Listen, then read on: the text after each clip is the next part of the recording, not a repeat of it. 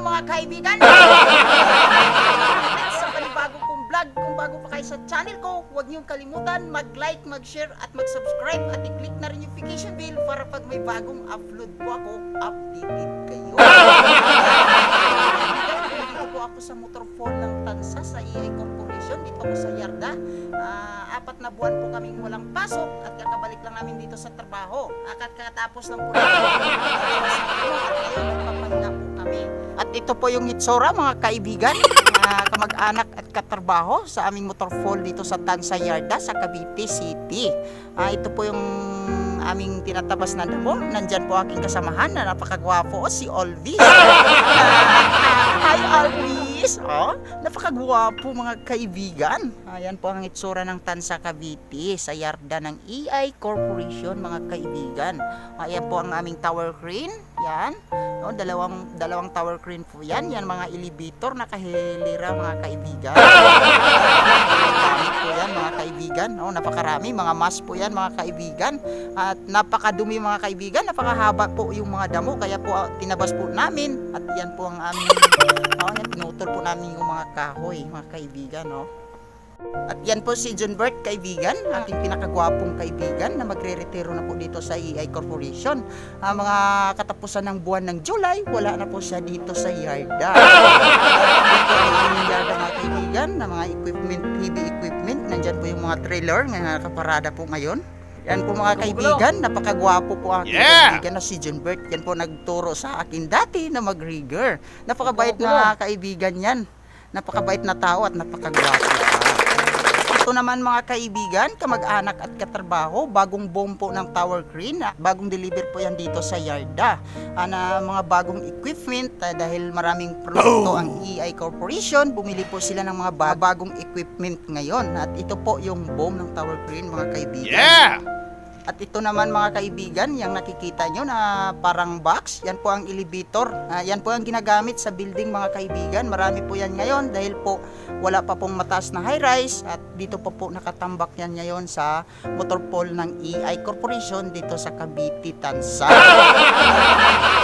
Ito naman mga kaibigan, yung nakikita nyo nakatayo, mga mask po yan ng tower crane. Ito po yung mga bagong motor ng tower crane. Bagong deliver po to mga kaibigan. 5 pirasong unit na tower crane na dumating rito, puro po mga bago yan. At yan po ang itatayo namin sa bagong proyekto ng EI Corporation. Mga bagong project ng EI Corporation mga kaibigan.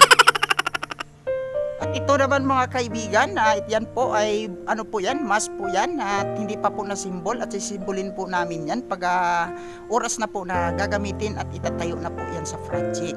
Ito po yung Motorfall ng EI Corporation dito sa Tansa Cavite. Napakalawak po to. Nasa mga 10 hectares yata ito kung hindi ako nagkakamali mga kaibigan. At ito po yung itsura ng Tansa Yarda mga kaibigan dito sa Cavite, Barangay Tanawan po ito na sakop. Sakop po ito ng Tansa. Yan po, ito po yung mga gamit dito nakikita nyo. Halos po yung tower crane. Ito po yung pang heavy equipment. Yun napakarami po mga kaibigan. At yan po mga kaibigan, may tower crane po. Yan.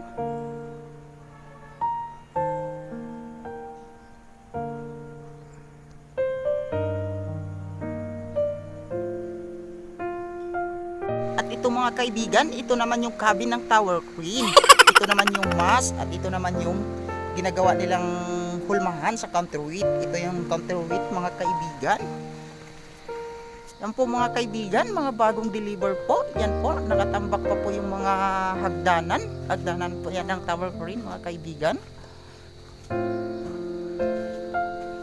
Ito mga kaibigan, napakabagong mga ringer mga kaibigan. Mga ringer po yan ng tower crane. Ito po yung mga bagong deliver na tower crane na T-type.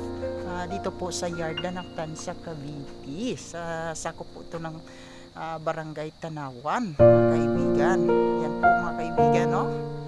Yan po ang nakaraan. Yan po ang nilifting namin. At yan po ang pupurmahan namin ng counterweight ng tower crane mga kaibigan.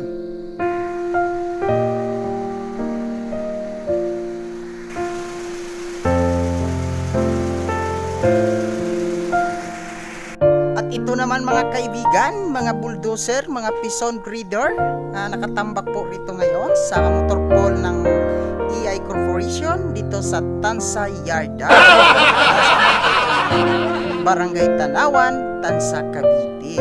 Napakarami pa po yung mga bulldozer at saka bison at saka grader mga kaibigan, dahil wala pa po ngayong bagong project na bubultusin at dito muna sila nakatambak ngayon sa motor fall.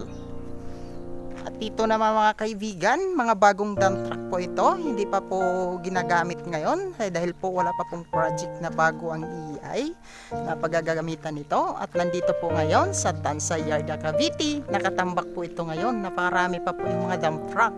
Nandito po yung pinakagwapo kong tukayo na si Ronel. Yan po ang aking pinakagwapong tukayo mga kaibigan. Ito naman yung mga genset ng EI at saka mobile crane. May mga mobile pa rito, pailan-ilan na lang po. Ilang iba po nito na mobilize na po sa project mga kaibigan, kamag-anak at katrabaho. Kasama ko po ngayon sa aking pag-vlog ngayon sa araw na ito ang aking pinakagwapong tukayo na si Ronel. Ito po mga kaibigan, yan po sa earth moving. Nandyan po yung mga inaayos yung mga sira. Nandyan po yung mga bako natin, yung mga Caterpillar nga brand na nakatambay lang po sa pagkangayon. Napakalawak po mga kaibigan ang motor fall dito sa EI, sa ESG, dito sa Tansa, sa Barangay Tanawan. Almost 10 hectares yata ito kung hindi ako nagkakamali, at iba't ibang mga departamentong ito. Dito naman sa ano na to, dito po yung earth moving, dito po inaayos yung mga sira ng mga sasakyan, at doon naman sa kabila yung makikita yung bus, yan po ang transport. Yan po, pauwi na po kami doon sa aming barracks mga kaibigan. Po mga kaibigan, ang opisina rito sa Tansa Yarda sa Cavite, sa may Barangay Tanawan, yan po ang opisina namin.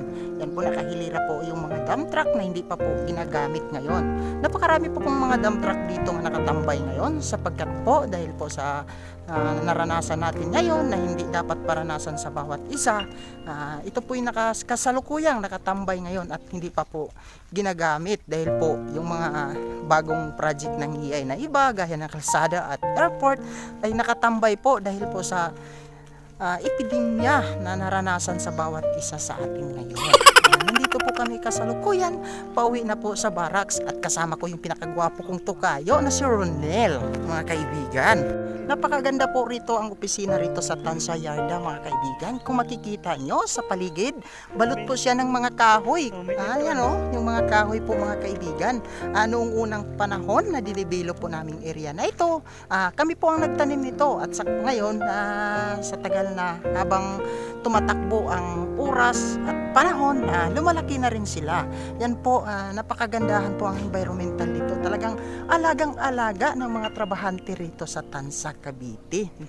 Yung mga kapaligiran mga kaibigan. Kompleto po ng mga gamit dito mga kaibigan. Mayroon po kaming nurse dito nga naka-stay parati rito sa Tansa, at may mga fire truck pa, at may ambulance din doon sa bandang unahan. Yan po mga kaibigan, yan po ay nakikita nyo, yung kantin po yan ng EI dito. Napakalawak po yung kantin ng EI dito. Nakikita nyo po yung mga kaibigan, yung mga kubo na yan. Kubo po yan ng mga staff. Dyan po ang mga barracks ng staff. Bukod po yung barracks ng staff at saka mga workers. Dito po si Ronel, ang pinakagwapo kong tukayo. Yeah! At dito na naman si Olvis, ang pinakagwapo talaga at babaerong kaibigan ko, si Olvis. Nandito po siya, kasama ko po ngayon sa ating paglalakbay. Ito po yung ambulansya mga kaibigan dito sa Tansa Yarda ng EI Corporation. At ito po yung tirahan namin dito sa Tansa mga kaibigan. Dito po yung barracks namin. Yung mga bagong dating, dito po nakatira ngayon. Sa bawat higaan, isang tao lang po ang pwedeng humiga, at napakalayo po yung distansya. Yan po ang ating kaibigan na si Bunbun. Tulog na tulog po.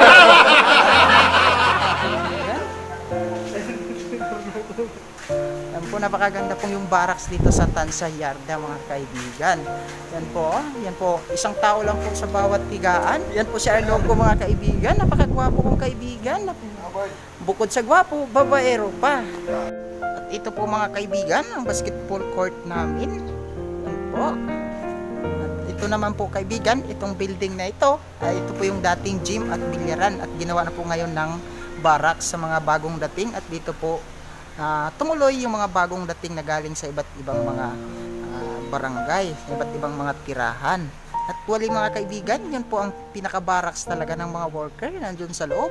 Bago po makapasok doon, kailangan mo na rito sa bagong barracks na ginawa. Dito mo na pinatira ng 14 days ang mga tao bago ilipat doon sa dating barracks mga kaibigan. At ito po mga kaibigan, ang barracks ng mga workers dito sa EI Corporation, dito sa Tansa Yarda. Ito po talaga yung mga barracks ng mga workers dito. Napakalinis at napakaganda mga kaibigan.